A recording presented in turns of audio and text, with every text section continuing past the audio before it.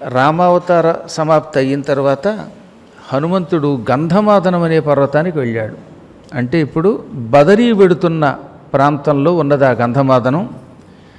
అదే గంధమాదనము అని మనం గుర్తించడానికి వీలుగా 2015వ సంవత్సరంలో ఒక మహానుభావుడు అక్కడ ఆంజనేయ స్వామి వారికి ఆలయం కూడా నిర్మించారు. ఆలయానికి ఎదురుగుండా ఉంటుందన్నమాట కొండ. గంగానదిని దాటి ఇలా మలుపు తిరగగానే అక్కడ గుడి కట్టించారు. అంత పూర్వం మనకు అదే గంధమాదనం అని తెలియాలంటే సామాన్యులకి కష్టమయ్యేది. ఇప్పుడు అందరూ కూడా ప్రయాణం చేస్తున్నప్పుడు కారు కాసేపు ఆపి దర్శనం చేసుకుని ఎదురుగుండా ఆకాశం అంతెత్తున్న గంధమాదనానికి నమస్కారం చేసుకుని వెడుతున్నారు. ఈ మధ్యకాలంలో జరిగిన అపూర్వమైన యోగాల్లో అదొక యోగం. ఆ గంధమాదన పర్వతం మీద ఇప్పటికీ హనుమంతుడు రాత్రిపూట ఉన్నాడు.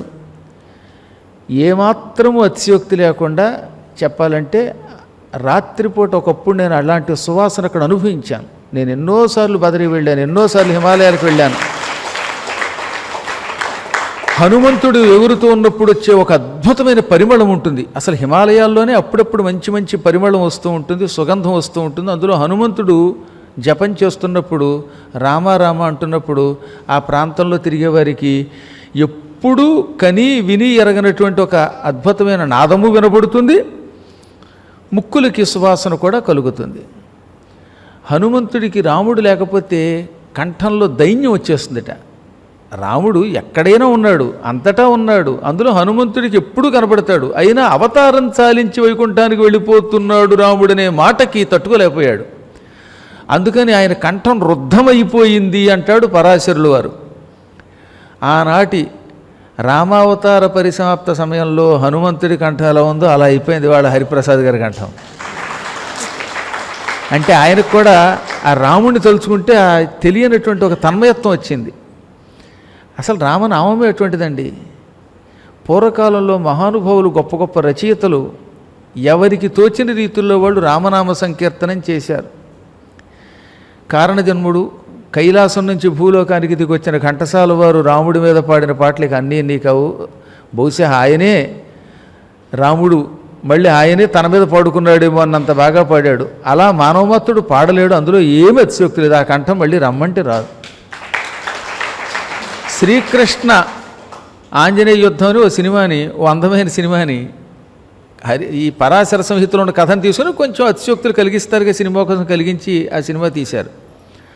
అందులో హనుమంతుడు గంధమాదన పర్వతం మీద మళ్ళీ రాముడు ఎప్పుడు దర్శనమిస్తాడా, ప్రస్తుతం ఏమో ఆయన సరయులో కలిసిపోయి కనపడకుండా పోయాడు అని ఆర్తితో పాట పాడతాడు. ఆ సినిమా ఒకసారి జీవితంలో చూడాలన్నమాట. ఆ కంఠంలో మాధుర్యం ఉంటుంది, దైన్యం ఉంటుంది, ఆర్తి ఉంటుంది, రాముడి దర్శనం చేసుకోవాలనే తహతహ ఉంటుంది. అసలు ఏదైనా పూర్వకాలం వాళ్ళందరికీ కంఠం మాధుర్యంతో ఉండేదిటండి. ఇందాక నేను చెప్పిన శ్లోకంలో ఏమన్నారు? కూజంతం రామ రామ ఇతి మధురం మధురాక్షరం ఆరుహ్య కవితాశాఖాం వందే వాల్మీకి కోకిలం. వాల్మీకి ఒక కోకిలట. వాల్మీకి మహర్షిని కోకిలతో పోల్చారు.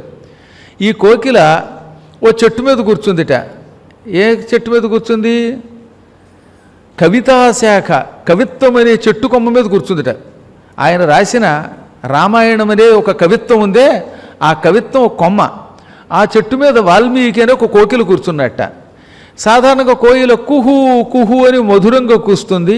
ఈ వాల్మీకి అనే కోకిల రామ రామ అని మధురంగా గానం చేసిందిట. అది కూజంతం, కూస్తున్నటువంటి. ఏమని కూస్తున్నది వాల్మీకి అనే కోకిల? రామ రామ ఇతి, రామ రామ అని ఇతి అంటే ఆ అక్షరం కూడా మధురాక్షరం, ఆ గానం మాధుర్యమే. అసలు వాల్మీకి పాడితే అడవి కరిగిపోయిందన్నారు. అడవిలో ఎండిపోయిన చెట్లు చివురించాయిట. లవకుశులు పాడుతూ ఉంటే ఎండిన మురోడులు చివురించాయన్నారు. ఇప్పటికి కూడా భాగవతంలో వట్టి మ్రాకులు పల్లవింప అంటాడండి పోతన గారు. భాగవతంలో నవమస్కంధంలో రామాయణం అంతా క్లుప్తంగా రాసేశాడు పోతన గారు. అంటే సంస్కృతంలో ఉన్న తెలుగులోకి వచ్చేసరికి ఈయన రెచ్చిపోయాడు. ఎందుకంటే పోతన గారు రామభక్తుడు కనుక. అసలు నిజంగా 128 పద్యాల్లో రామాయణాన్ని ఎంత మధురంగా రాశాడో తెలిసిన. అందులో అంటాడు వాల్మీకి గురించి, ఈ లవకుశుల గురించి వర్ణిస్తూ, నేను చెప్పింది ఈ కవిత్వం ఎవరిదని మళ్ళీ గుర్తుపెట్టినాడు, పోతన గారు రాశారు. భాగవతం 9వ స్కంధంలో. లవకుశులు రాముడు ఎదురుగుండా రామాయణం గానం చేస్తున్నారు. ఎవరూ లేకపోతే యజ్ఞం చేయించవచ్చు, కానీ రాముడు ఎదురుగుండా కూర్చుని రామాయణం చెప్పాలంటే ఎంత ధైర్యం ఉండాలి. 2 పిల్లలు ఆ పని చేశారట. కారణం వాళ్ళకి రాముడి మీద భక్తిట. ఆ ఎదురుగుండా కూర్చున్న రాముడే తమ తండ్రిని తెలియదు అప్పటికి వాళ్ళకి. అయినా గానం చేశారు. ఆ గానం ఎలా ఉందట, వట్టి మ్రాకుళ్ళు పల్ల వెంపన వారితంబగు రీతిగా అంటాడు ఆయన. ఆ రాసిన పద్యాన్ని మత్త కోకిలము అంటారు. పద్యం పేరు కూడా మత్త కోకిలమే, అంటే మదించిన కోకిల, మంచి యవ్వనంలో ఉన్న కోకిలట. ఆ పద్యంలో ఏమంటాడు, ఎండిపోయిన చెట్లు పల్లవించాయట. చచ్చిపోయాయి చెట్లు, అవి ఎందుకు పనికిరావు, పొయ్యిలో పెట్టుకోవడానికి తప్ప. ఆ చెట్లకి చిగుళ్ళు వచ్చాయి అన్నాడు. ఆ తర్వాత రాముడు అడుగుతాడు, నాయన మీరెవరి బిడ్డలంటే, మాకు మా అమ్మ నాన్న తెలియదండి, వాల్మీకి మహర్షి మమ్మల్ని పెంచాడంటే, ఈ ఒక్కరోజు ఎక్కడుంటే రేపు మీ నాన్న ఎవరో తెలుస్తుంది అంటాడు ఆయన. ఆ మర్నాడు సీత వస్తుంది అనుకోండి. ఈ కథ అంతా అందులో క్లుప్తంగా చెప్పారు. అవన్నీ అనుభూతులు ఆయన కంఠం యొక్క గాద్గదికంలో నాకు కనపడ్డాయి అన్నమాట. కారణం రాముడిని తలుచుకుంటే ఎవరైనా అలాగే పులకించిపోతాం. ఒక్కసారి వాళ్ళ మన ఇతిహాసంలోకి రామాయణంలోకి వెళ్ళే ముందు అందులో ఉన్న పాటని, రామా రఘురామా ఎన్నాళ్ళు వేచేనువో రామా నీకు ఇకనైన దయరాధ శ్రీరామ, నీకు ఇకనైన దయరాధ శ్రీరామ.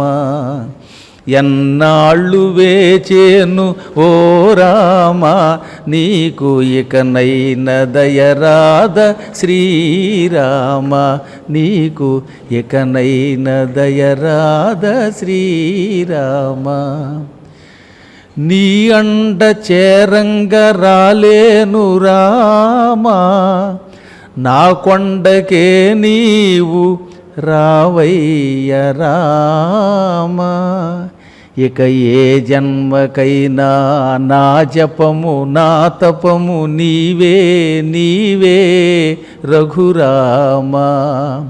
జగదభిరామ జానకి రామ శ్రీరామ జయ రామ. ఎన్నాళ్ళు వేచేనువో రామ నీకు ఇకనైన దయరాధ శ్రీరామ. అంటే రాముడు రాకుండా ఎందుకుంటాడండి? అద్భుతమైనటువంటి భక్తి భావముతో మనం రామ రామ రామ అనుకోవాలి. ఆ రామనామస్మరణం హనుమంతుణ్ణి నవమ బ్రహ్మని చేసింది. మనం కూడా అలాగే చేస్తే పునర్జన్మ లేకుండా తప్పక ముక్తి పొందుతాం. ఆ రామనామం మీద నాకు అంత నమ్మకం ఉన్నది, మీకు అంత నమ్మకం ఉన్నది. అందుకే రామనామ ప్రభావంతో ఇంద్రజిత్తుని చంపిరాగానే రాముడు ప్రేమగా కౌగిలించుకుని ఎంతో అద్భుతమైన పని చేశావు, ఇది మామూలు పని కాదు. కృతం పరమ కళ్యాణం కర్మ దుష్కర కర్మణ. లోకానికి కళ్యాణ కార్యక్రమం చేసావు, మంచి పని చేసావు. కళ్యాణం అంటే మంచి. పరమ దుర్మార్గుడిని సంహరించడం ఉందే, అది లోక కళ్యాణం, అంటే లోకానికి శుభాన్ని చేకూర్చే పని. ఆ పని అంత తేలిక కాదు, దుష్కరమైన కార్యం. ధర్మశాస్త్రం ఏం చెబుతున్నది? ఎట్టి పరిస్థితుల్లో ఆయుధం ఉండాలట, దుష్టుల్ని శిక్షించి తీరాలట. వాళ్ళు మారతారు అనుకున్నప్పుడు మాత్రమే క్షమించాలి తప్ప అవతలి వాడు పరమపాపాత్ముడు క్రూరుడు ఎంత చెప్పినా వినడు వాడు లోకకంటకుడు అనుకున్నప్పుడు వాడిని చంపి అవతల పాతరేయమన్నారు. మీరు అందుకే చూడండి, రాముడు కోదండం లేకుండా అడవికి వెళ్ళలేదు, సీత చెప్పినా విడిచిపెట్టలేదు. విడిచిపెట్టుంటే ఈ ధర్మ సంస్థాపన జరగదు, అధర్మం పెరిగిపోయేది. కృష్ణుడు చక్రం విడిచిపెట్టలేదు, అవసరమైతే భీష్ముడి మీద కూడా ప్రయోగించడానికి సిద్ధపడితే కదా అప్పుడు అర్జునుడు మళ్ళీ ఉత్సాహం పొందాడు. ఇప్పుడు ఈ కలియుగంలోనే మనం సెక్యులర్ అనే ఒక పిచ్చివాదం వచ్చి కంపు చేసుకుంటున్నాం, కానీ ధర్మం కోసం అవసరమైతే ఏదైనా చెయ్యాలి. అదిగో అలాంటి మహత్తర కార్యక్రమం చేశావు. రావణుడు మరణించడంతో సర్వనాశనం అయిపోయినట్టే లంక. ఈ రావణాసురుడి కుమారుడు రావణి మరణంతో రావణుడు కూడా మరణించినట్టే. సంస్కృతానికి ఒక మర్యాద ఉంది. రావణస్య అపత్యం పుమాన్ రావణి, రావణుని కొడుకుని రావణి అంటారు. దశరథుడి కొడుకుని దాశరథి అంటారు. చలపతి కొడుకుని చాలపతేయ అంటారు. ఇలా దానికి ఒక ప్రకరణం ఉన్నదండి వ్యాకరణంలో. అలాగే పదే పదే రావణి అంటారు చూడండి ఇక్కడ, అంటే రావణుని కొడుకు అని అర్థం అన్నమాట. ఈ దృష్టిలో పెట్టుకోండి అంతే. కృష్ణుడి యొక్క వంశం వాళ్ళని కారిష్ణేయులు అంటారు, వృష్ణి వంశం వాళ్ళు వారిష్ణేయులు. అందువల్లే రావణుని చంపావు, రావణుడు మరణించినట్టే అని ప్రేమగా ఒళ్ళు నిమిరాడు. రామచంద్ర ప్రభువు హస్తస్పర్శకు నోచుకున్నాడు ఆయన. ఈ లక్ష్మణుడు ఒంటికి కొన్ని బాణాలు గుచ్చుకుని ఉంటే రాముడు ప్రేమగా పీకి అవతల పారేశాడు. ఆయనే స్వయంగా తీశాడు నిమిరి. ఇంతలోని సుషేణుడిని పిలిచి, సుషేణ, లక్ష్మణుడు యుద్ధంలో గాయపడ్డాడు. ఇంద్రజిత్తు వేసిన భయంకరమైన అమోఘములైన దివ్యములైన శస్త్రములన్నీ అతనికి గుచ్చుకున్నాయి. శరీరం నొప్పి పుడుతోందో ఏమిటో, అతనికి స్వాస్థ్యం చేకూర్చు, ఆరోగ్యాన్ని చేకూర్చు అన్నాడు. అప్పుడు సుషేణుడు కొన్ని మూలికల దగ్గర పెట్టాళ్ళండి. ఆయన దగ్గర చాలా ఔషధాలు ఉంటాయి, ఆయన గొప్ప ఆయుర్వేద వైద్యుడు. అందులో కొన్ని మూలికలు పట్టుకొచ్చి ముక్కు దగ్గర పెట్టాట. దదవు నస్తహ అండం ద్వారా వాసన పీల్పించాడనమాట. అది పీల్చగానే లక్ష్మణుడికి మళ్ళీ యథాప్రకారం ఆరోగ్యం వచ్చింది. అందువల్లే ఆయుర్వేదాన్ని మించినటువంటి వైద్యం మరొకటి లేదన్నారు. కరోనా కాలంలో కూడా నేను చెప్పిన కషాయం తగిన వాళ్ళంతా బాగుపడ్డారు. ఇంతెందుకు హేమాహేమీలైన డాక్టర్లు, కొన్ని వందల మంది డాక్టర్లు, గురువుగారు మేము ఆపరేషన్కి వెళ్తున్నప్పుడు మీరు చెప్పిన కషాయం చేతికి రాసుకున్నాం, శుభ్రంగా వెళ్ళామని చెప్పారండి. అడగండి కావాలంటే, హైదరాబాద్లో పోవాలంటే అంతమంది డాక్టర్లు ఉన్నారు. అంటే ఈనాటి ఆధునిక వైద్యం కంటే కూడా ప్రాకృతిక వైద్యం చాలా గొప్పది. పసుపు, ఆ పచ్చకర్పూరం వేసినటువంటి వేపాకులతో కాచిన కషాయం చేతికి రాసుకునేది మూసుకున్న వాళ్ళందరూ బాగుపడ్డారా లేదా? అది దాంట్లో రోగ నిరోధక శక్తి ఉంటుంది. ఎన్నెన్నో దివ్య శక్తులు మూలికల్లో ఉన్నాయి. అందుకే ప్రకృతి చాలా గొప్పది. ఆ ప్రాకృతిక వైద్యంతో ఆయనకి ఆరోగ్యం వచ్చింది. ఒంటిగా పసరు పోయడంతో అసలు గాయముల మచ్చలు కూడా లేవట. ఒళ్ళంతా యథాతథంగా తయారైపోయింది. అప్పుడు ఆయన మెచ్చుకున్నాడు. ఈ ఇంద్రజిత్తు యొక్క మరణ వార్త విన్న రావణుడు గొల్లుమని గోలపెట్టాడు. అప్పుడు దుఃఖించేట. ఒకప్పుడు యమధర్మరాజుతో పోరాడాను, ఘోర యుద్ధం చేశాను, అతడు నా మీద కక్ష కట్టాడు. ఈనాటికి నా కుమారుణ్ణి పట్టుకుపోయాడు. అందుకే మృత్యువుని జయించాము అని ఎవరూ అనుకోక్కర్లేదు అని ఇప్పుడు పశ్చాత్తాపడుతున్నాడు వాడు. అద్య వైవస్వతో రాజా భూయో బహుమతో మమ ఏనాద్యత్వం మహాబాహో సంయుక్త కాలధర్మణ. యముడు ఎంత గొప్పవాడో కుమారా ఇప్పుడు నాకు అర్థమయ్యింది. యమధర్మరాజు గారిని కూడా జయించానని వెర్రవీగాను, కానీ యముడు నా చేత తాత్కాలికంగా జయింపబడినట్టుగా నటించి చివరికి ఇప్పుడు నా ప్రాణం తీసేశాడు. నేను బతికున్నానని అనుకుంటున్నారంతా, కానీ బ్రతికిలేను. నా ప్రాణం పోయినట్టే. నా కుమారుడితోటే నా ప్రాణం కూడా పోయింది. ఒకప్పుడు ఇంద్రుడు మొదలైన దేవతల్ని బంధించాను, హింసించాను, దేవతల్ని కాళ్ల కింద వేసుకు తొక్కాను. వాళ్ళంతా ఇప్పుడు నన్ను చూసి నవ్వుకుంటున్నారు. అమ్మయ్య, ఇంద్రజిత్తు మరణించాడు, ఇక రావణుడు కూడా నశించిపోయినట్టే అని రాముడి మీద ఏమో పూలవర్షం కురిపిస్తున్నారు. ఇంద్రజిత్తు మరణించిన వార్త వినగానే దేవతలు, గంధర్వులు, సురలు, సిద్ధులు, సాధ్యులు అందరూ కూడా బ్రహ్మానంద భరితులైపోయారు. వాళ్ళంతా ఆనందంతో ఎగురుతూ ఉంటే నాకు లోపల మనస్సు కొత్త కొత్తలాడుతోంది. కానీ ఏం చేయగలను? ఏమీ చేయలేని దుస్థితిలో పడిపోయాను.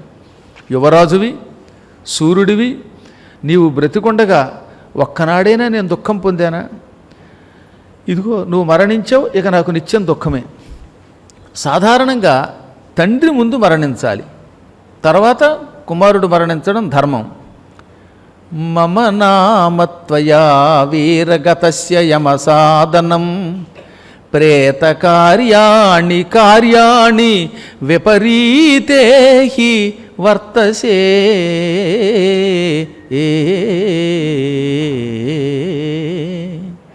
మహావీర, ఎంత వైపరీత్యం జరిగింది ఇప్పుడు.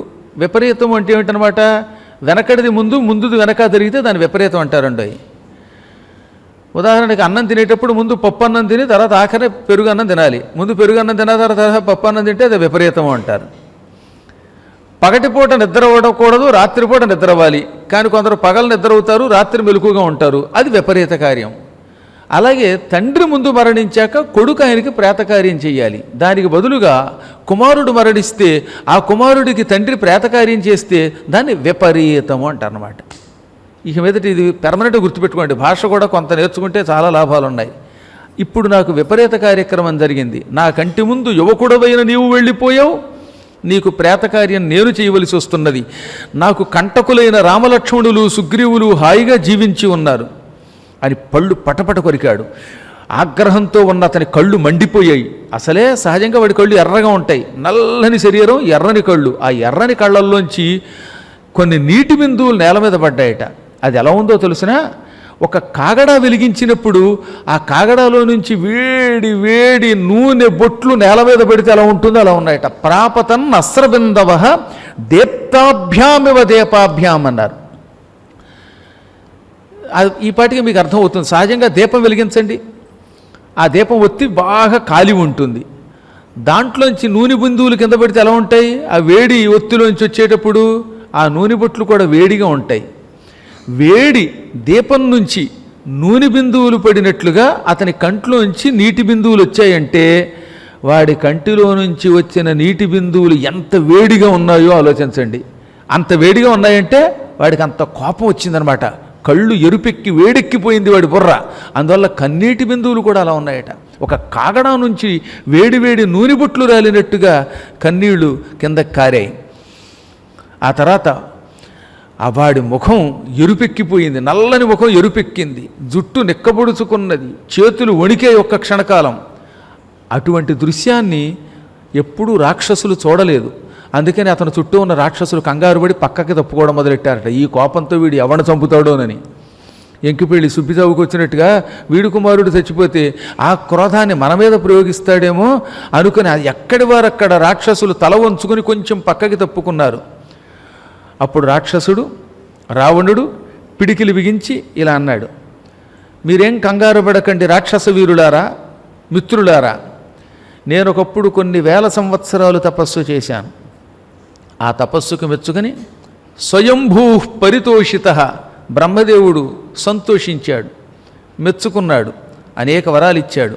ఇదిగో ఇప్పుడు నా శరీరానికి ఉన్న ఈ కవచం బ్రహ్మగారిచ్చింది, ఈ దివ్యరథం నాకు ఆయన ఇచ్చింది, నాకు ఈ కోదండం బాణాలు ఇవన్నీ బ్రహ్మగారి దయవల్ల వచ్చాయి. వీటితో నేను యుద్ధానికి వెడితే సాక్షాత్తపి పురందర, స్వయంగా ఇంద్రుడు కూడా నిలబడలేడు ఎదురుగుండా, అంత పరాక్రమం కలిగిన వాణ్ణి. అందులో ఇప్పుడు కోపంతో ఉన్నాను. ఈ పూట రాముడో రావణుడో ఒక్కరే మిగులుతారు అని. అంతలోనే అసలు ఈ రాముడి మీద కక్ష తీర్చుకోవడానికి యుద్ధానికి కూడా వెళ్ళక్కర్లేదు, దానికి ఒకటే మార్గం ఉన్నది. నా కుమారుడు ఇంద్రజిత్తు తన మాయతో ఒక సీతను సృష్టించాడు. ఆ సీత ప్రతిమని కత్తితో నరికివేశాడు. అది కపటత్వం, మోసము అని రాముడికి తెలిసింది. అందుకే రాముడు దర్జాగా యుద్ధం చేయగలుగుతున్నాడు, దుఃఖం నుంచి తేరుకున్నాడు. ఇవాళ నా కుమారుడు ఆనాడు మాయాసీతను చంపి కేవలం రాముణ్ణి లక్ష్మణుణ్ణి కొంచెంసేపు వంచాడు. ఇప్పుడు వంచడం కాదు, వాళ్ళ హృదయం కంపింపజేస్తాను, నిజమైన సీతను చంపేస్తాను. అసలు ఈ సీత వల్లే నాకు ఇంత గందరగోళం వచ్చింది అని ఒక్క అట్టహాసం చేసి పెద్ద కత్తోడు తీసుకుని అశోకవనానికి బయలుదేరాడు. అది మామూలు ఖడ్గం కాదట, మహాభయంకరమైన ఖడ్గం అన్నారు. ఖడ్గమాదాయ వరలో నుంచి ఇలా బయటకు దూశాడన్నమాట కత్తిని. మైథిలి ఉన్న చోటికి బయలుదేరాడు. దాంతో అక్కడ ఉన్నటువంటి సచివులు సింహనాదం చేశారు. వాళ్ళలో వాళ్ళు కౌగిలించుకుని ఇలా అన్నారట, అమ్మయ్య, ఈ రావణాసురుడి వాళ్ళ నిజమైన పని చేస్తున్నాడు. ఈ సీత వల్లే లంకానగరానికి ఇంత చేటు వచ్చింది. ఇంతవరకు లంక నాశనం కాకుండా అంతో ఎంతో ఉందంటే ఇంకా సీత బతికి ఉండడం వల్లే. ఇప్పుడు ఈ సీతనే చంపేస్తే రాముడు ఇక యుద్ధం చెయ్యలేడు, ఉత్సాహంతో ఉండలేడు. రాముడు ఆత్మహత్య చేసుకుని మరణిస్తాడు, లేదా గుండెకి మరణిస్తాడు. రాముడు మరణిస్తే లక్ష్మణుడు మరణిస్తే భరత శత్రుఘ్నులు, దానివల్ల సుగ్రీవోదులు నశించిపోతారు. ఏమైతేనే ఇవాళ ఈ సీత వల్ల వచ్చిన అనర్థం తొలగిపోతుంది అని కొంతమంది అనుకున్నారు.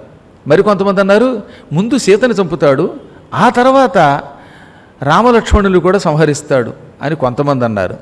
కొంతమంది మాత్రం వాళ్ళలో వాళ్ళు గుసగుసలాడుకున్నారట, వీడి మొహానికి ఆడదాన్ని చంపడానికి వెడుతున్నాడు, ఇంతవరకు రామలక్ష్మణుల మీదకి యుద్ధానికి వెళ్ళిన వాళ్ళలో ఒక్కడైనా బతికాడా, వీడు మాత్రం బ్రతుకుతాడా అంతే. ఇంకోటి ఎవడో సైగ చేసేట, పై కనకరాబాబు చంపేస్తాడు వాడు విన్నాడంటేనని. ఈలోపు అంగారక గ్రహం రోహిణిని పట్టుకున్నట్టుగా సీతని పట్టుకోవడానికి రావణాసుడు వస్తున్నాడు ఈ అశోకవనానికి. జ్యోతిష్శాస్త్రంలో అప్పుడప్పుడు అంగారక గ్రహం రోహిణిని కాసేపలా పట్టుకుంటుంది. రాహువు చంద్రుణ్ణి పట్టుకున్నట్టుగా, రాహువు సూర్యుడిని పట్టుకున్నట్టుగా, మనకి చంద్రగ్రహణం వచ్చినట్లుగా, సూర్యగ్రహణం వచ్చినట్టుగా రోహిణికి కూడా గ్రహణం ఉన్నది. కాకపోతే అంగారకుడు పట్టుకుంటాడు. అలా పట్టుకున్నప్పుడు భయంకరమైన తుఫానైనా వస్తుంది, లేదా అసలు వర్షాలే పడవు. ఒక్కోసారి చూడండి 2-3 ఏళ్ళు వర్షాలు పడవు, నేలంతా ఎండిపోతుంది.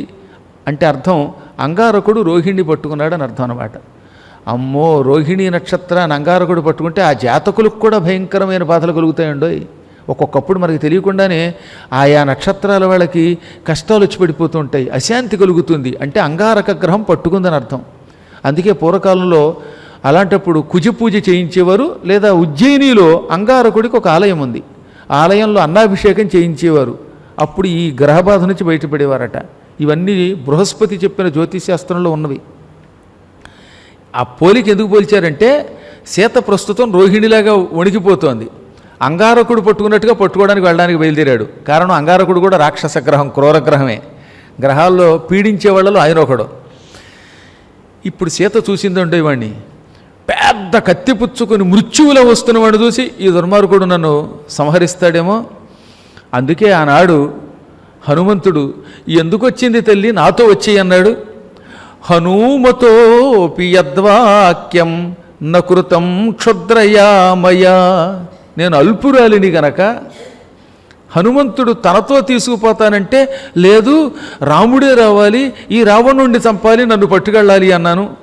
బుద్ధిమంతుడు హనుమంతుడు చెప్పిన మాట అందుకే వినాలి. ఆయన చెప్పినప్పుడు ఆయనతో వెళ్ళి ఉంటే ఇప్పుడు ఈ దుర్మార్గుడి చేతిలో దుర్మరణం వచ్చేది కాదు కదా అని బాధపడింది. ఒక్కోసారి కష్టం వచ్చినప్పుడు అలాగే అనుకుంటాం, అయ్యో ఇలా చేస్తే బాగుండు అనుకుంటాం, కానీ వెనక్కి వెళ్ళలేం కదా. అమ్మ కూడా కాసేపు జీవుడిలాగా సామాన్య మానవుడిలాగే అనుకున్నదటలా. ఇప్పుడు నేను మరణిస్తే మా రాముడేమైపోతాడో, హా రామా అని మళ్ళీ దుఃఖిస్తోంది. ఒక క్షణకాలం ఆగితే నిజంగా సీత శిరస్సు వాడు ఖండించేవాడే, కానీ అంత పని జరగకుండా పైనుంచి దేవతలు ఎప్పుడూ రక్షిస్తూనే ఉంటారు. అదే జరిగితే రామాయణమే ఉందండి. నిజంగా వాడు అంత పని చేయగలడా? ఇంతలో సుపార్సుడు అని ఒక మేధావి, రాక్షసేశ్వరుడికి బంధువు, మంత్రి, ఎంత కోపం వచ్చినా సుపారుసుడు చెప్పిన మాట వెంటాట రావణుడు. అతడు వచ్చాడు, టక్కున రావణుడిని రెండు చేతులతో గట్టిగా పట్టుకుని ఆపాడు. కుబేర సోదర దశకంఠ, ఏమిటి అల్పపు పని? నువ్వు ఎటువంటి వీరుడివి? నువ్వు చేసే పని ఏమిటి? మహాత్ముడవు అని నిన్నందరూ ఎంతకాలం కీర్తించారు. ఎప్పుడూ మహాత్ములు స్త్రీలని చంపరు. ఎంత కోపం వచ్చినా స్త్రీని వధించరాదు అని శాస్త్రం చెబుతున్నది. నువ్వు వేదాలు చదువుకున్నవాడివి, కవిత్వం రాసిన వాడివి, ఎన్నో యజ్ఞములు చేసిన వాడివి, తపస్సుతో బ్రహ్మని మెప్పించిన వాడివి. నువ్వు క్షణికోద్రేకంతో అల్పకార్యం చెయ్యకు. ఈ సౌందర్యవతి మీద నీకు ఇంకా వ్యామోహం ఉంది కాబట్టి ఈమెను పొందడానికి ప్రయత్నించు కావాలంటే. ఈ మాట అనడం వాడికి ఇష్టం లేదు, కానీ సీతను రక్షించడానికి ఆ మాట అన్నాడు. అంటే వాడు కూడా ధర్మాత్ముడే అన్నమాట. ఇంకొక మాట, రామలక్ష్మణుల్ని చంపాలి అంటే ఇంకా సీతని ఎరవెయ్యాలి. కాబట్టి సీతని ఎట్టి పరిస్థితుల్లో చంపడం ధర్మం కాదు. ఈరోజు కృష్ణపక్ష చతుర్దశి. కొంతమంది అన్నారు ఇది పాల్గొన మాసం, అందుకే పాల్గొన మాసంలో కృష్ణపక్ష చతుర్దశి నాడు ఆ యుద్ధం జరిగింది, అమావాస్య నాటికల్లా రావణ వధ అయ్యింది అన్నారు. పూర్తిగా ఇంత ఆధారాలతో నిరూపించడం కష్టం. కానీ సరిగ్గా రాముడు పుట్టిన నవమి నాడే ఆయనకి పట్టాభిషేకం చెయ్యాలి అని దశరథుడు సంకల్పించాడు. అప్పుడే వనవాసం మొదలయ్యింది. కాబట్టి మళ్ళీ నవమి నాడే ఆయనకి పట్టాభిషేకం జరిగింది అని పెద్దలు నిరూపించారు. కాబట్టి ఇంకో 9 రోజుల్లో ఆయన అక్కడికి వెళ్ళాలంటే బహుశా అది చతుర్దశి అయ్యి ఉండొచ్చు అని పెద్దలు కొంతమంది వ్యాఖ్యానాలు చేశారు. ఆ వ్యాఖ్యానాలు మనకు అక్కర్లేదు. కానీ సంస్కృతంలో మాత్రం అది పాల్గొన మాసమో లేకపోతే ఇంకో మాసమో చెప్పలేదు. అభ్యుత్థానం త్వమదైవ కృష్ణపక్ష చతుర్దశీం. ఈరోజు కృష్ణపక్షం చతుర్దశి అంటే రేపు ఏమవుతుంది? అమావాస్య. నువ్వు ఈ పూట యుద్ధానికి సన్నాహం చెయ్యి. యుద్ధానికి ఇప్పుడు వెళ్ళినా విజయం మాత్రం అమావాస్య నాడు పొందుతావు. రాక్షసులకు అమావాస్య కలిసి వస్తుంది. కృత్వ నిర్యాహ్యమావాస్యాం విజయాయ బలైరుతః. యుద్ధరంగానికి వెళ్ళేటటువంటి వాళ్ళకి కృష్ణపక్షం గొప్పది. శత్రువులు చంపాలనుకున్న వాళ్ళు కృష్ణపక్ష చతుర్దశి నాడు సంకల్పించి అమావాస్య నాడు యుద్ధానికి వెడితే వాళ్ళకి తిరుగు లేకుండా విజయం వస్తుంది. కాబట్టి నువ్వు అమావాస్య నాడు సమస్త బలాలతో యుద్ధానికి వెళ్ళు. ఈ రోజుకు మాత్రం నీ బదులుగా రాక్షసుల్ని పంపు. చతుర్దశి నాడు నువ్వు వెళ్ళకు, అమావాస్య నాడు నువ్వు వెళ్ళు. ఎందుకంటే చతుర్దశి నాడు వెళ్ళిన మహారాజులు హతమైపోతారు అని వాడు కూడా జ్యోతిశాస్త్రం ఎరిగినవాడు కాబట్టి చెప్పాడు. అందుకే మనకు మహాభారత యుద్ధంలో గొప్ప కథ ఉందండోయ్. కొన్ని కల్పిత కథలు అంటారు కానీ అవి కల్పిత కథలు కావు. అనేకములైన కథలు లుప్తమైపోయాయి. ఇది కూడా పురాణ గాథే. శ్రీకృష్ణ పరమాత్ముడు సరిగ్గా అమావాస్య నాడు కౌరవ పాండవ యుద్ధ సమయంలో బంగారం దానం చేశాడు. దానివల్లే పాండవులు విజయం పొందారు. మీకు ఆ కథ క్లుప్తంగా ఎదురుగా చెప్పాను, నేను ఒకసారి చెప్తాను వినండి. సహదేవుడు మంచి జ్యోతిష్కుడు. దుర్యోధనుడు ఆయన దగ్గరికి వచ్చి నాకు ముహూర్తం పెట్టన్నట్ట. జ్యోతిష్కుల నియమం ఏంటి? ఎవరు అడిగినా ముహూర్తం పెట్టాలి. ఒకవేళ ఓయ్ జ్యోతిష్క, నేను నిన్ను చంపాలనుకుంటున్నాను, నిన్ను చంపడానికి ముహూర్తం పెట్టన్నా పెట్టాలటండి. పూర్వం అలా పెట్టేవారు, ఇప్పుడు పెడతారా? ఇప్పుడు చంపేస్తారు తప్ప. చూస్తూ చూస్తూ అవతలవాడి కోసం మన ప్రాణం ఎందుకు ఇస్తాం కలియుగంలో? కానీ పూర్వం అలా పెట్టేవారు. అందుకని సహదేవుడు అడిగాడు, దేనికి ముహూర్తం అంటే కౌరవ పాండవ యుద్ధం జరుగుతోంది, మిమ్మల్ని మేము చంపుతామని చెప్పచ్చుగా, అలా చెప్పట్లా.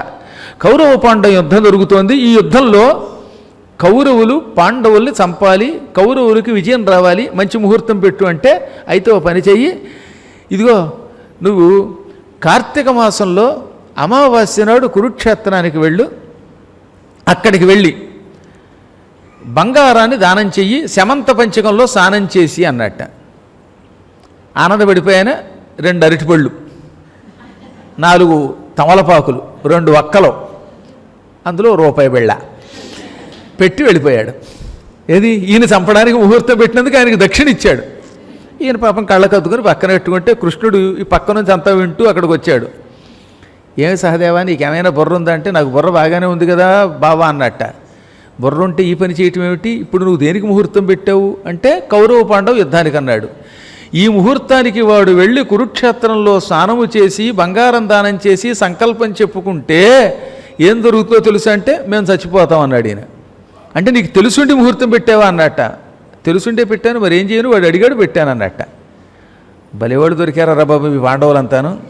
తెలుసుండి జోదం ఆడడానికి మీ అన్నయ్య వెళ్ళాడు, తెలుసుండి మీ సావుకు ముహూర్తం నువ్వు పెట్టావు, మధ్యలో నన్ను చంపుతున్నారు మీరు అని ఆయన వెంటనే ఏది అమావాస్య నాడు చేయవలసిన పని కోసం చతుర్దశి నాడు వెళ్ళిపోయాడు.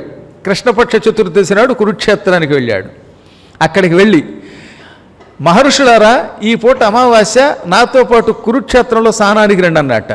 కృష్ణుడు ఏదైనా చెబితే కాదనరండోయ్. పూర్వం గురువుగారు అంటే అంత నమ్మకం ఉండేది. గురువుగారు చెబితే ఇంక రెండో మాటే లేదు. ఇప్పుడు కలియుగంలోనా గురువుగారు మీరు ముహూర్తం పెట్టారు కానీ గట్టి ముహూర్తం పెట్టండి అంటారు. గట్టి ముహూర్తం అంట నెత్తి మీద ముట్టిగా మొట్టగా అంటే గురువుగారికి తెలియదంటే ముహూర్తం పెట్టాలో. నీకు నమ్మకం లేక అది ఒట్టి ముహూర్తం అవుతుంది, కానీ గురువు ఎప్పుడు గట్టిదే పెడతాడు. ఆయన మీద ఉండవలసినంత నమ్మకం లేక ఇలా పాడైపోతున్నాం మనం. కృష్ణుడి మీద నమ్మకంతో అందరూ అక్కడికి వచ్చారు. అప్పుడు కృష్ణుడు సంకల్పం చెప్పుకుని, ఇది అమావాస్య, అమాయాం తిథౌ అని బుడుంగును స్నానం చేశాడు. ఎందులో? శమంత పంచకంలో కురుక్షేత్రంలో. ఇప్పుడు దాన్ని సూర్యకుండం అంటారు. ఆ సూర్యకుండంలో స్నానం చేశాడు. స్నానం చేసి బంగారం దానం చేసే సమయానికి ఋషులు కూడా వచ్చి వాళ్ళు అమావాస్య అని సంకల్పం చెప్పారు. ఇంకేముంది, తెలిసి దేవతలు మునులు అందరూ రావడం మొదలుపెట్టారు. ఇప్పుడు చంద్రుడు సూర్యుడు వాళ్ళకి అనుమానం వచ్చి నెత్తి మీద కిరీటాలు తీసి బుర్రగొక్కున్నారు. అమావాస్య రేపు కదా, ఇవాళే కృష్ణుడు అమావాస్య అంటాడేమిటి అనుకుని అడగలేరు, అడగకుండా ఉండలేరు గనక ఇద్దరు భూమికి దిగొచ్చి కృష్ణుడికి నమస్కరించారు. కృష్ణ, అన్నీ ఎరిగిన వాడివి, కాలమంటే నువ్వే, అయినా నువ్వు చిన్న పొరపాటు చేస్తున్నావేమో అని అడగాలనున్నది, అడగడానికి సాహసించలేకపోతున్నాం. అమావాస్య రేపు కదా, ఇవాళ చతుర్దశి నాడు అమావాస్య అని సంకల్పం చెప్పుకుని స్నానం చేస్తావేమిటి అంటే, అప్పుడు కృష్ణుడు చిరునవ్వు నవ్వి అమావాస్య అంటే ఏమిటన్నాడు. సూర్యుడు చంద్రుడు ఎదురుగా నిలబడితే దాన్ని అమ అంటారు. అమ అంటే కలయిక, కూడిక. ఇలా సూర్యుడు ఇలా చంద్రుడు ఒకరికి ఎదురుగుండా ఒకరు నిలబడితే అది అమ.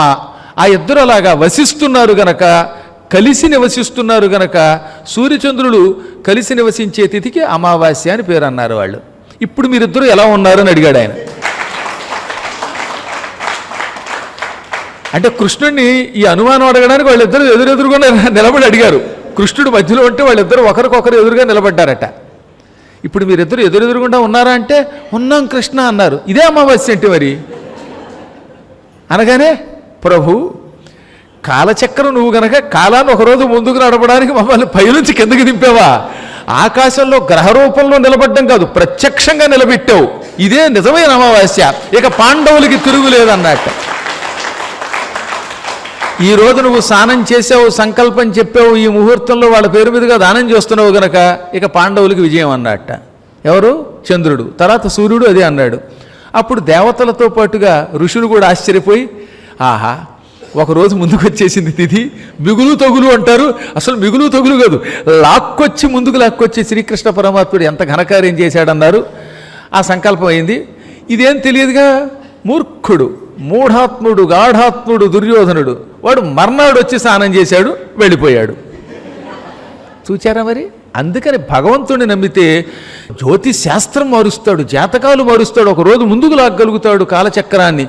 కాబట్టి కాలమే పరమాత్ముడు గనక కాలస్వరూపుడైన పరమాత్ముడిని పట్టుకోవాలి, అది గుర్తుపెట్టుకోవాలి.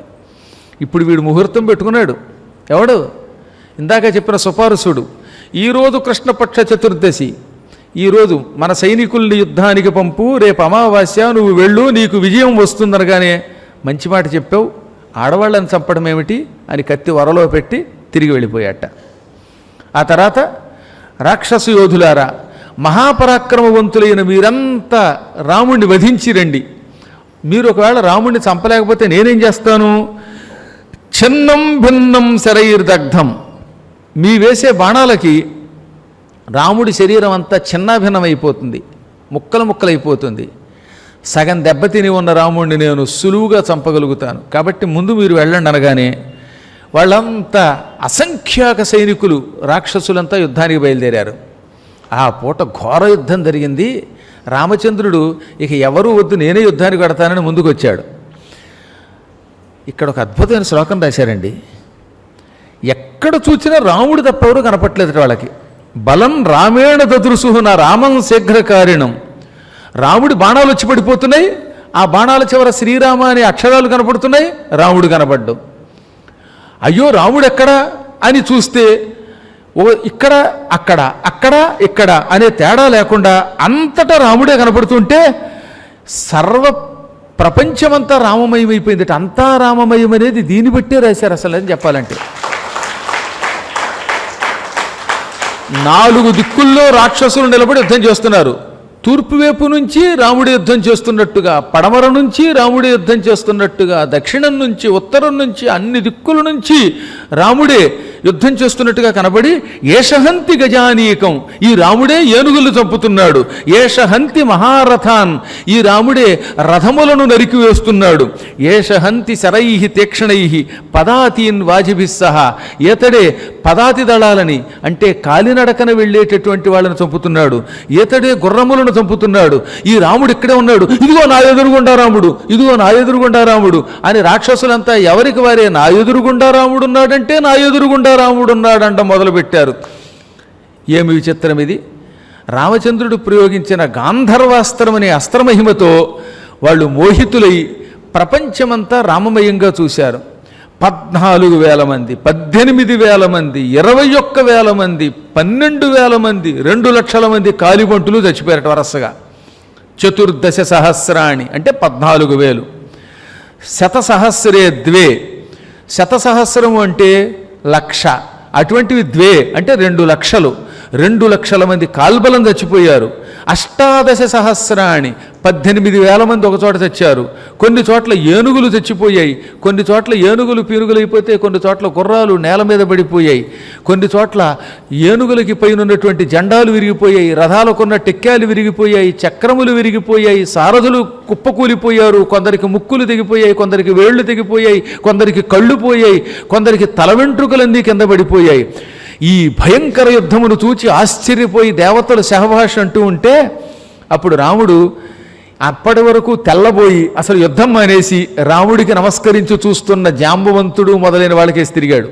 ఇప్పుడు రాముడు యుద్ధం చేస్తుంటే అసలు ఎవరు యుద్ధం చేయటం లేదు. ఆంజనేయుడు అలా వెరిమొహం వేసుకునే చూస్తున్నాడు. అంతటి ఆంజనేయుడు కూడా జాంబవంతుట్ట ఒకళ్ళు కాదు. ఇక్కడ రాముడు వాళ్ళందరినీ చూచాడు. ఎవరెవరికేసి చూశాడో చెప్పారు ఇక్కడ. అబ్రవీచ్య తదా రామ సుగ్రీవం ప్రత్యనంతరం విభీషణంచ ధర్మాత్మ హనుమంతంచ వానరం జాంబవంతం హరిశ్రేష్టం మైందం ద్వివిధమేవచ. వరుసగా తనను చూచి తెల్లబోతూ రాముడి ప్రభావం ఇలా ఉంటుందా, ఇదివరకు చూచిన రాముడు వేరు, ఈ పూట చూచిన రాముడు వేరు అని అరమోడ్పు కనులతో రాముడికి నమస్కరిస్తూ యుద్ధం మానేసి ఉన్నటువంటి వాళ్ళు వరసగా అక్కడున్నారు వానరులు. వాళ్ళకేసి తిరిగాడు. సుగ్రీవుణ్ణి, విభీషణుణ్ణి, హనుమంతుణ్ణి, జాంబవంతుణ్ణి, మైందుణ్ణి, ద్వివిధుణ్ణి, నలుణ్ణి, నీలుణ్ణి, సుషేణుణ్ణి అందరినీ చూచాడు ఆయన. వాళ్ళు రామా అని ఏదో అడగబోతున్నారన్నమాట. మీరు ఏం అడగాలో అడగక్కర్లేదు, మీరు అడగాలనుకున్న విషయం నాకు అర్థమయ్యింది. ఇది నా అస్త్రబలం. ఏతదస్త్రబలం దివ్యం మమవా త్ర్యంబకస్యవ. ఇంత విచిత్రమైన అస్త్రబలం, కంటికి కనిపించకుండా నిమేషమాత్రంలో అందరి మీదకి అన్ని వైపుల నుంచి బాణాలు వేయగలిగేటటువంటి శక్తి ఈ ప్రపంచంలో చరాచర జగత్తులో ఇద్దరికే ఉన్నది. ఆ ఇద్దరిలో మమవా నేనొకణ్ణి, త్ర్యంబకస్యవ శివుడికి ఉన్నది. మా ఇద్దరికి తప్ప ఎవరికీ లేదు. ఎంత స్పష్టంగా చెప్పాడు ఆయన. కాబట్టి శివుడికి నాకే ఉంది. ఇది విన్నాక కూడా శివకేశవులకి భేదం పాటిస్తే వాడి కర్మ. రాముడు చెప్పిన వాటిది. సర్గ 94, అందులో 38వ శ్లోకంలో రాముడు స్వయముగా ఎంతటి అద్భుతమైన అస్త్రశస్త్ర బలం ఈ ప్రపంచంలో ఇద్దరి దగ్గరే ఉన్నది, నాకున్నది, త్రినేత్రుడైన రుద్రునికున్నది అనగానే వాళ్ళంతా గాఢమైన భక్తితో సాష్టాంగదండ ప్రణామం చేశారు. ఈ లోప లంకానగరంలో భర్తల్ని కోల్పోయి, పుత్రుల్ని కోల్పోయి, బంధువుల్ని కోల్పోయి, అన్నదమ్ముల్ని కోల్పోయిన స్త్రీలంతా గొల్లును గోలపెట్టడం మొదలుపెట్టారు. ఇంతకాలం రావణాసురుడు వేసిన ఎంగిలి మెతుకులు తిన్నారు, సంతోషంగా ఆనందంగా పాటలు పాడుకున్నారు. ఆ పాపాత్ముడి సాంగత్యం వల్ల వచ్చే నష్టం ఏమిటో ఇప్పుడు కనిపెట్టారట వాళ్ళు. అందుకని వాళ్ళు ఏడుస్తూ గొల్లును గోలబెట్టి నెత్తి మోదుకుంటూ ఇలా అనుకున్నారట. విధవాహ హతపుత్రాశ్చ క్రోశంత్యో హతబాంధవాః రాక్షస్యః సహసంగమ్య దుఃఖార్తాః పర్యదేవయం. విధవలైపోయి, కొడుకుల్ని కోల్పోయి, బంధువుల్ని కోల్పోయి రాక్షస స్త్రీలు భయంకరమైన వేదన పొందారు. వాళ్ళలో కొందరు అన్నారట, కథం శూర్పణఖ వృద్ధ. ఆ ముసలి పీనుక, దిక్కుమాలిన పీనుగా శూర్పణఖ ఎక్కడా? అసలు దాని ముఖం ఎప్పుడైనా అద్దంలో చూచుకుందా? కరాళ స్వరూపిణి, పెద్ద పెద్ద కోరలతో వికృతంగా ఉంటుంది, పెద్ద బాణకడుపు కలిగినది. అటువంటి దౌర్భాగ్యురాలికి రాముడు కావలసి వచ్చాడా? దాని వయస్సు ఏమిటి, దాని శరీరం ఏమిటి, దాని ప్రవర్తన ఏమిటి, ఆహారం ఏమిటి? అటువంటిది ఆ ససాదవనే రామం కందర్పమివ రూపిణం. అడవికి వెళ్ళిందా? వెళ్ళింది తిన్నగా ఉండక మన్మధుడి కంటే అందంగా ఉండే రాముడిని చూచిందా? సుకుమారుడు, మహాసత్తుడు, నియమం కలిగిన వాడు, ధర్మాత్ముడైన రాముడి దీనికి కావలసి వచ్చిందా? ఈ దౌర్భాగ్యురాలు ఆ రాముడి వెంటపడి చేజేతులారా ముక్కు చెవులు కోల్పోయింది. పోతే పోయింది. ఆ పగ మనస్సులో పెట్టుకుని లంకని పాడు చేసింది. లంకని రావణాసుడు కాదు పాడు చేస్తా, ఈ దరిద్రురాలు, ఈ దౌర్భాగ్యురాలు శూర్పణఖ. పోని ఆ చుప్పనాతికి బుద్ధి లేకపోతే పోయింది. ఈ రావణాసుడికి ఏమైంది బుద్ధి? ఎవత్తో ఏదో చెబితే నమ్మేసి రాముడి మీద కక్ష పెంచుకుంటాడా? పగ ఉంటే రాముడితో యుద్ధం చెయ్యాలి. సీత ఏం చేసింది? మధ్యలో సీతను తీసుకొచ్చి ఇక్కడ మనందరికీ సర్వనాశనం చేకూర్చిపెట్టాడు ఈ దౌర్భాగ్యుడు. ఎంత బతిమాలినా సీత అతనికి లొంగుతుందా? లొంగదు. చివరికి లంకంతా అవమానం పాలయ్యింది. ఇంత పూర్వం వాళ్ళు అన్నీ విన్నారటండి. ఇంట్లో భర్తలు చెబుతారు కదా, అందుకని అవన్నీ ఇప్పుడు ఏకరువు పెడుతున్నారు. విరాధుడు లాంటి భయంకరుణ్ణి రామలక్ష్మణులు చంపారు, కబంధుణ్ణి చంపారు. ఇంద్రుడి అనుగ్రహంతో పుట్టినటువంటి బలిష్ఠుడు వాలి ఈ లంకాధీశ్వరుణ్ణి చంకలో పెట్టి ఒక్క నొక్కు నొక్కాడు. అటువంటి వాలిని చంపేశారట. అటువంటి రామచంద్ర ప్రభువుతో యుద్ధమా వీడి మొహానికి. యుక్తం విభీషణేనోక్తం మోహాత్తస్య నరోచతే. అందుకే విభీషణుడు ముందే చెప్పాడు, నాయన రావణ, నీ కంఠార్పిత కాలపాశం సీత. సీత అంటే నీ కంఠానికి ఉరితాడు, మళ్ళీ మామూలు ఉరితాడు కాదు, యమధర్మరాజు గారు ఇచ్చినటువంటి కాలపాశం. ఆ పాశం వల్ల నువ్వు చచ్చిపోతావు అని ఎంత చెప్పినా వినిపించుకోకుండా విభీషణుడిని తన్ని తరిమి వేశాడు. అదిగో ఆనాడు విభీషణుడు వెళ్ళిపోతూ చెప్పిన మాటలన్నీ ఇవాళ నిజమయ్యాయి. విభీషణుడి మాటలు విని ఉంటే లంకెలా అయ్యేది కాదు. శ్మశానభూత దుఃఖార్త నేయం లంకాపురీ భవేత్. ఇవాళ విభీషణుడి మాట వింటే శ్మశానం అయ్యేదా లంక? ఇంత దుఃఖం మనకు కలిగేదా? అయినా ఈ మూర్ఖుడికి ఎవడు చెప్పినా అర్థం కాదనుకుంటాను. కుంభకర్ణుడు చచ్చిపోయినా ఇంకా ఇంద్రజిత్తు సంహరిస్తాడు రాముడు అనుకుంటాడు. ఇంద్రజిత్తు చచ్చిపోయినా ఇంకా మన మొగుళ్ళు ఇంట్లో ఎవరు మిగిలితే వాళ్ళందరినీ వెళ్ళిరండి, మీరు చావండి అంటాడు. రుద్రోవా యదివా విష్ణు మహేంద్రోవా శతక్రతు హంతినో రామరూపేణ యదివా స్వయమంతక. ఇతడు రాముడు మామూలు మానవుడు కాదని మాకు అర్థమైపోయింది. రుద్రుడో విష్ణువో మహేంద్రుడో వారు వీరు కాకపోతే భయంకర మృత్యుదేవతయో రాముడి రూపంలో వచ్చింది. ఈ రాముడు మనల్ని చంపక వదిలిపెట్టడం. ఒకప్పుడు ఈ మండోదరి ద్వారా మేము ఒక మాట విన్నాం. ఆ మండోదరి విన్న మాటలు మాకు చెప్పింది, ఆ మండోదరి చెప్పిన మాటలు నిజం అయిపోతున్నాయి. మండోదరి దగ్గర ఎవరో చెప్పారట. ఎవరు చెప్పారో తెలియదు కానీ మండోదరి తన కోడలికి చెప్పింది. ఆ కోడలి ద్వారా మాకు తెలిసింది. ఈ దరిద్రుడు రావణుడికి తెలియలేదేమో. ఒకప్పుడు దేవతలు ఏడుస్తూ బ్రహ్మ దగ్గరికి వెళ్ళారు. బ్రహ్మదేవ, ఈ రావణుడి వల్ల మేము నాశనం అయిపోతున్నాం, రక్షించు అని మొరపెడితే అప్పుడు ఆయన ఇంద్రాది దేవతలందరినీ వెంట పెట్టుకుని త్రిపురారి అయిన పరమశివుడి దగ్గరికి వెళ్ళాడు. శివుడికి నమస్కరించాడు. ఇది రామాయణంలో చెప్పిన మాట, కల్పిత కథ కాదు. రామాయణం 95వ సర్గలో రాక్షస స్త్రీలు చెబుతున్నారు. మండోదరి ద్వారా తమకి తెలిసిన వార్త ఇప్పుడు ఏడుస్తూ చెబుతున్నారు. కాబట్టి రవ్వంత కూడా అసత్యం లేని మాట. దేవతలంతా బ్రహ్మ దగ్గర మొరపెడితే బ్రహ్మ రావణుడి యొక్క పీడ నుంచి బయటపడాలంటే శివుడి కాళ్ళు పట్టుకుందామని శివుడి దగ్గరికి తీసుకెళ్ళాట. అప్పుడు శివుడు చిరునవ్వు నవ్వుతూ, మీరేం కంగారు పడకండి, నేను ఓ ప్రణాళిక వేశాను. భవిష్యత్తులో ఒక మహాస్త్రీ భూలోకంలో పుడుతుంది. ప్రసన్నస్తు మహాదేవ దేవాన్ ఏతద్వచ అబ్రవీత్ ఉత్పత్స్యతి హితార్థం వో నారీ రక్షక్షయావహ. నా అనుగ్రహం వల్ల భూలోకంలో ఒక దివ్య స్త్రీ పుట్టబోతున్నది. ఆవిడే సీత. ఆవిడని ఆకర్షితుడై రావణుడు లంకా నగరానికి తీసుకొస్తాడు.